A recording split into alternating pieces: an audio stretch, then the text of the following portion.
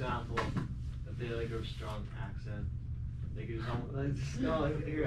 they can stand out and just by having their appearance, but if they like join society, kind of just like automatically don't stand out and like kind of fit in. Mm-hmm. I know it sounds bad, but some people rather just fit in. Well, I mean, it's pretty natural and human to want to fit in, right? Like, you wouldn't want to stick out like a sore thumb, would you? Right. Because of, like, memories and, like, past experiences that, like, mean a lot to them, like, Ah, that's a unique one, right? I think, go ahead. What? Family, yeah. Yeah, I think we covered the complete answer. For many people, just the cultural shock of going from one country to another can be very great. I don't think you kids have really traveled extensively, and if you have, probably not like kind of solo freestyle traveling, but you know, when you go to different countries, the experience there can be dramatically different. For example, like I was fortunate enough to go to the Middle East. You know, I was just thinking of saying some people might not consider that fortunate. Instead, you said that. When I went to Israel, one of the kind of big culture shocks there was just seeing 18 to 21-year-olds just walking around with fully military grade weapons. It was very bizarre. So I was on a train and, you know, they had like Call of Duty weapons. Like this guy came onto the train with like a P90. You kids don't know what that is. Okay, that's the older Call of Duty. Right? What's that?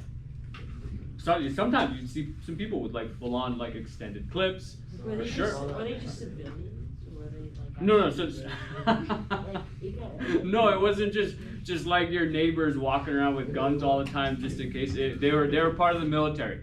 Part of the tradition and culture in Israel is 18 to 21. Everybody serves 3 years in the military as soon as you graduate high school. Right? Some people get selected as paratroopers and they have to carry their weapon with them all the time. And so at first that was kind of shocking for me, and because I was in the north, I didn't see it as much, but you'd go around to malls, you'd still see people. The most bizarre story for me was probably I was taking a bus from Haifa in the north to Jerusalem, and I ended up sitting beside a guy who was roughly my age, and I asked him for help, made sure I was at the right bus stop, and then we started chatting, then we sat together on the bus. I sat on the outside seat, he was on the inside seat. And there were numerous times in our 2-hour conversation where I forgot that there was a gun tucked between his leg and the wall of the bus. And I just like see the butt of the gun and go, oh yeah, this guy's a fully automatic rifle there. You could kill everybody in a few short seconds. And he's just carrying that, right?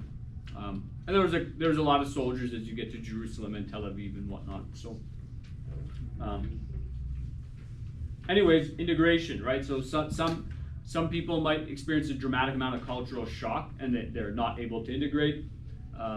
Sometimes the government should maybe help people to integrate. And some people might say that that's assimilation, right? Like we should keep their identity unique and diverse, but that also we should have some sense of an actual Canadian identity, right?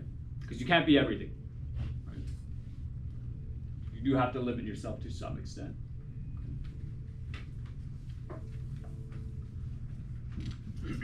So this is acculturation. It's the process of changing as a result of contact with other groups.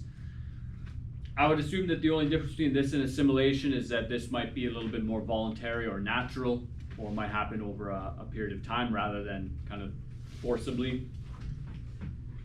Okay, and as you mentioned that point previously, so most people don't necessarily want to stand out and be alone. So for many people who migrate here, you know, like seems like a lot of our Filipino parents, my parents as well. There are things that happen in North America that people around the world are not accustomed to, right? So for example, my parents come from an Islamic country. The integration of guys and girls in a school system would be a little bizarre to them. In many Islamic countries, many women will, you know, veil their hair. They'll cover their hair when they go into public. And so that would be very bizarre. The way we dress would also be very bizarre. And that, sometimes people will acculturate, like I know my family has quite a bit. I know a lot of families that have, but sometimes they won't, right? They'll keep their very strict traditional beliefs, which can pose a lot of problems, right? How many of you are aware of this horrible thing called honor killings? Anyone heard of this? No one? Ooh, jeez. You're so innocent. Honor killings have been committed in various parts of the Western world because, you know, there are some traditions, let's say in the Middle East or in parts of Persia, parts of the Islamic world, where if someone does something that is considered heinous by that culture, you know, they commit an honor killing. So sometimes, you know, some daughters would get killed by their own family members for their actions and behaviors, maybe the way they acted and dressed in public as they were kind of integrating into a Western world. It's really, really tragic, unfortunate thing that happens, but you know, some groups of people make that shift.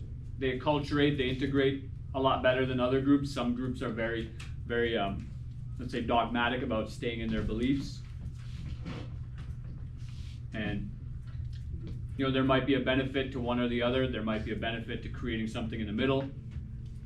I think many kids in this room, like myself, exist in two worlds where at home you might experience one culture and then you come to school and you experience a completely different thing. Some of the stories you hear from your friends about how they have interactions they have with their family members and what goes on might be dramatically different than what you experience at home as well. Question? What's up? Sure, just leave the door open on the way out. Okay.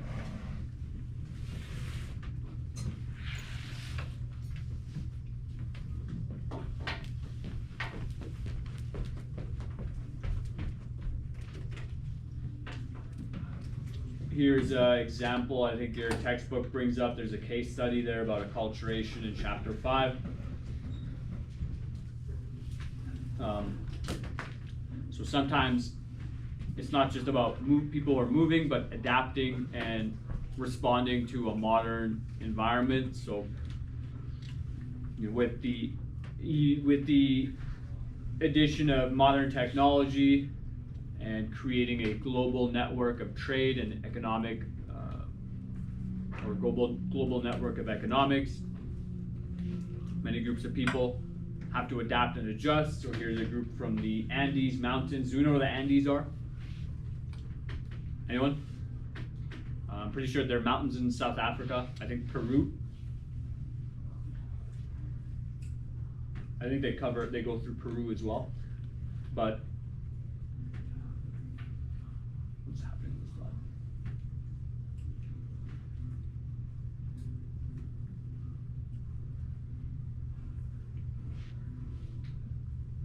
slide? So another good example of this might be like in Hawaii. I've never been. Has anyone here been to Hawaii? One of us? Okay. Do they have cultural shows with their hula dancers and whatnot? Right. So some groups might attempt to help their culture survive by, you know, maybe commercializing it to some extent. Same thing in Mexico. Right. Maybe they do it in Mexico as well.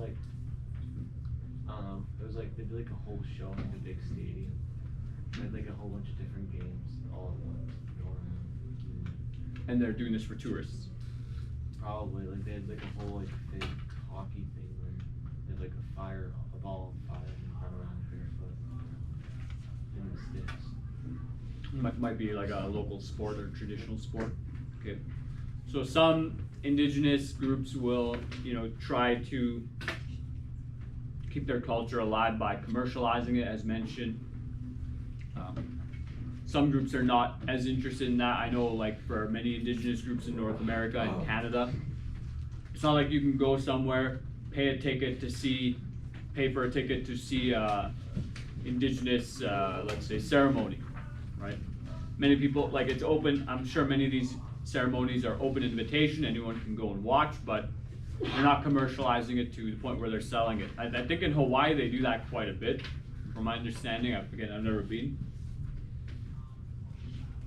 This group of indigenous people in the Andes Mountains, so they were just adapting to the modern world and trying to sell their products on a global market.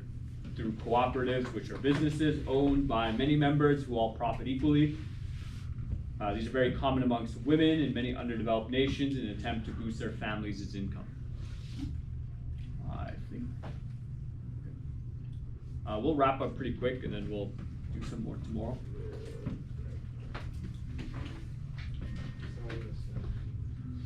So this group is in the Andes Mountains of South America. The Quechua people, I don't know how to say this, were the first peoples conquered by the Inca Empire. So just if you're ever wondering if terrible things happened by non-Europeans, empires existed outside of European kingdoms, there you go. Their economy was based on llama and alpaca farming and using their wool for woven goods. Anyone by any chance have any llama or alpaca products? I have one. I have a big poncho that my brother got me from Ecuador. What is it made of? Llama or Um, alpaca? I'm not entirely sure. She wears I've thought about it. It's getting cold. Yeah. It's any of you seen The Emperor's New Groove? You kids know what a poncho is? Yeah. Right? Like a big cloth you wear over your shoulders and whatnot. Okay. But the llama and alpaca wool is very good. Keeps you really warm and it's breathable. Okay.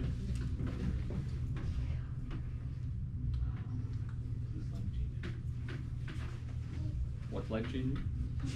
I'll tell you what crack is dead.